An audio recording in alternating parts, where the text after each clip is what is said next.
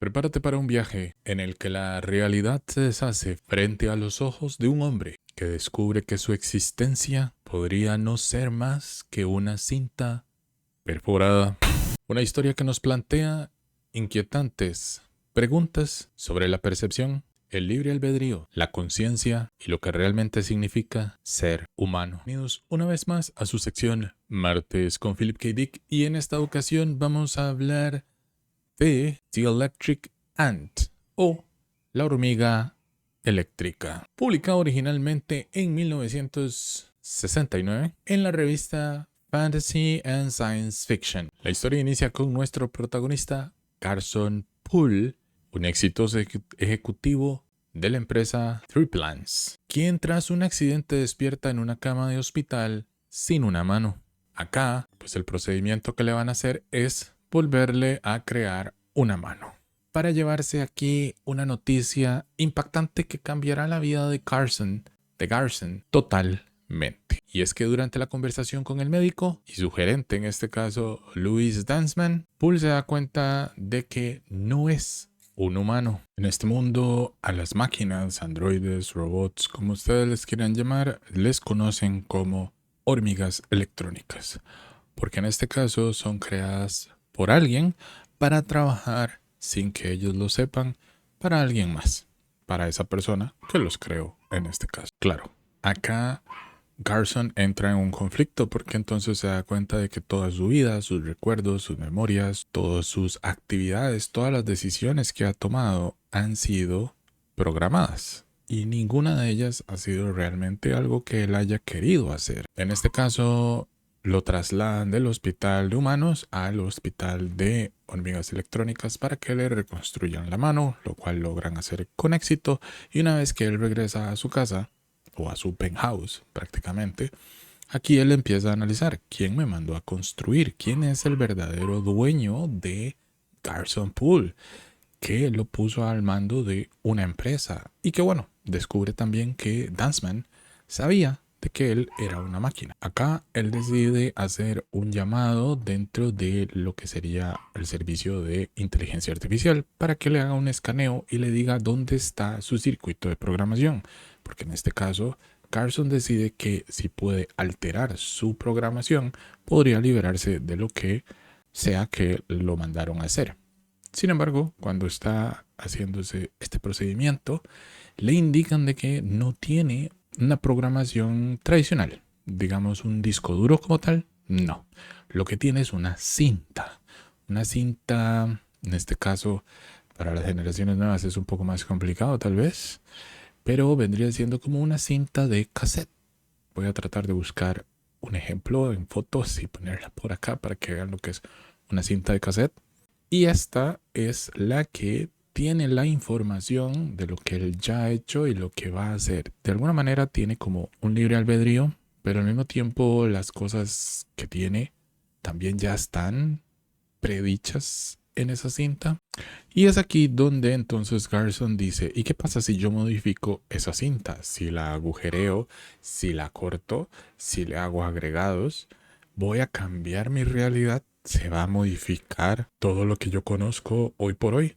Y es ahí donde él comienza esta experimentación y donde ha hecho un agujero, ve cómo desaparecen edificios o cosas de su realidad visible, como él se da cuenta de que cosas que para él eran reales, objetos que existían, simplemente desaparecían de su realidad. Luego decide bloquear 10 minutos de la cinta y lo hace perder la conciencia completamente. De esta manera se da cuenta de que su percepción y su existencia están completamente gobernadas por la cinta. A pesar de esto, también se da cuenta de que tiene este poder de reescribir su realidad, moldearla e incluso trascenderla. O al menos eso es lo que piensa. De vuelta en su penthouse, pues acá aparece Sarah Benton, una compañera de trabajo, que al parecer es también algo más en la vida de Garson. Él aprovecha entonces en este momento que ella está ahí para ver si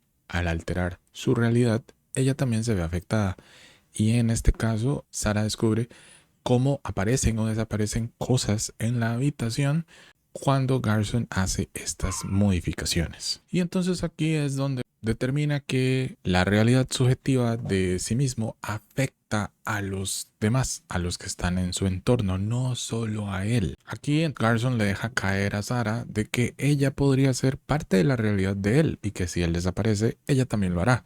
A lo que, obviamente, Sarah no le cree, le dice jamás. O sea, yo tengo mi propia vida, tengo mis propias cosas. No soy parte de tu realidad. Estoy en ella, pero no es mi realidad. Claro. Acá Garson, con esta obsesión que empieza a tener para poder experimentar todas las realidades posibles, decide dar el paso definitivo y corta un segmento completo de la cinta. Intenta reinsertarlo en orden inverso para alterar el tiempo o romper la estructura de la percepción. Pero en este caso, cuando intenta hacer eso, la cinta empieza a moverse de una manera incontrolable y demasiado rápida, por lo que no puede volver a unirle esta parte a la cinta, dándole paso a una sobrecarga sensorial en su mente, al punto de que empieza a sentir un calor dentro de su boca y Sarah ve cómo empieza a salirle humo por la boca a Garson, en este caso teniendo un cortocircuito, diría yo. Lo que no nos queda claro al final es si Garson en este proceso alcanzó la iluminación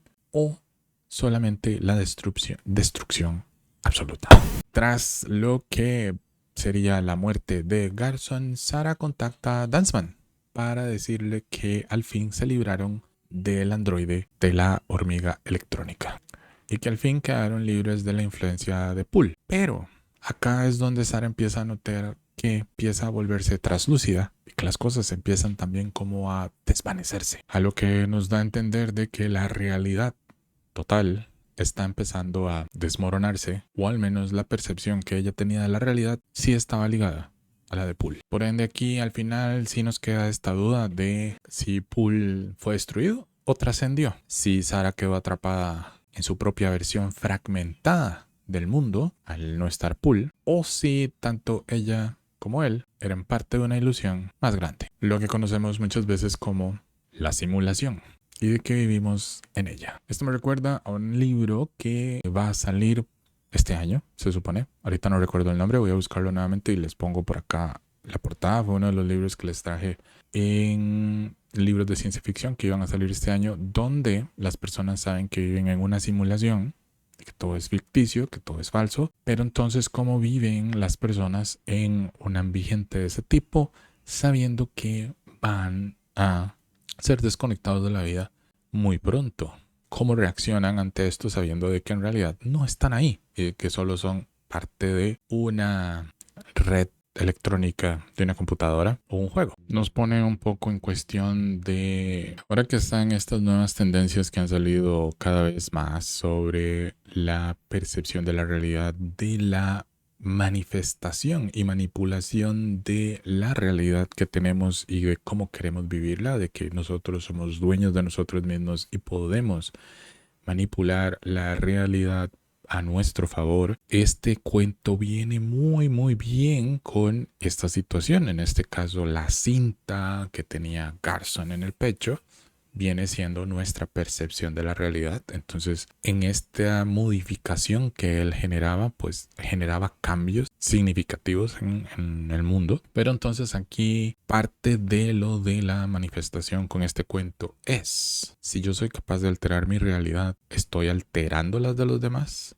Quiere decir que esos demás forman parte de mi realidad y no que ellos tienen otra realidad que se traslapa o solapa con la mía. ¿Cómo funcionaría todo esto? ¿Podríamos manipularla de la mejor manera sin realmente afectar a otras personas de manera negativa? Cuando Garson en este caso descubre que todas sus acciones, su libre albedrío en realidad había sido programado y empieza a tomar control sobre sí mismo, haciendo estas modificaciones, termina destruyéndolo, o al menos esa es una de las formas que lo entendemos. ¿Seríamos capaces nosotros realmente de poder manipular la realidad y la percepción de la misma sin destruirnos nosotros mismos en el proceso? Por acá Philip vuelve a lanzar esta crítica a estos miembros de la élite corporativa, estos grandes señores que al final terminan siendo también marionetas de alguien más.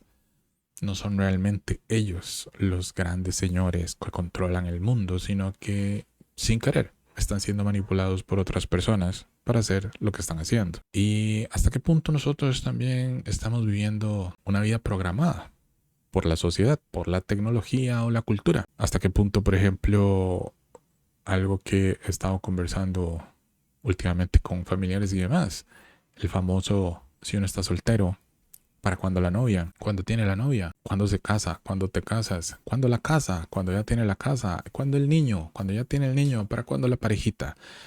Porque eso es algo que la sociedad te está pidiendo y cuando te sales de ese camino predeterminado por la sociedad, te empiezan a ver raro, te empiezan a juzgar y empiezan a decir usted qué está haciendo, usted qué está esperando, ya se le está yendo el tren. Y actualmente creo que vivimos en una realidad muy diferente a la que vivieron nuestros padres, nuestros abuelos, y ahí hay un cambio. Y aquí les lanzo la pregunta, si tu realidad dependiera de una cinta perforada, ¿la editarías? ¿Buscarías la verdad, aunque eso significara tu propia destrucción? Nos vemos el próximo martes. Hasta luego.